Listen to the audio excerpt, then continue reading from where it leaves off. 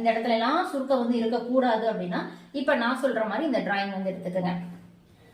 நம்ம already back side box இருக்கு. அந்த பாக்ஸை இந்த மாதிரி ஸ்கேல் வச்சுட்டு அந்த போட்ட லைனை நல்ல ஒரு 2 தடவை இந்த மாதிரி கீறி விட்டுக்குங்க.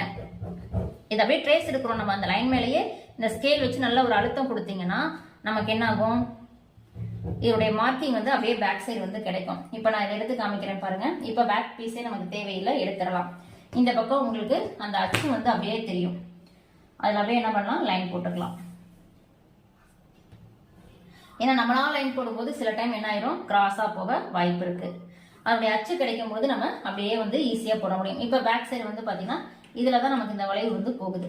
ஆனா நமக்கு ஃப்ரண்ட்டுக்கு முன்பக்கம் சுருக்கம் இல்லாம நமக்கு இந்த முன்பக்கம் ஆம்பிள் டெப்த் வேணும் அப்படின்னா இதுல இருந்து கரெக்டா ஒரு 1/2 இன்ச் எடுத்துக்குங்க. 1/2 இன்ச் மட்டும் மார்க் பண்ணிட்டு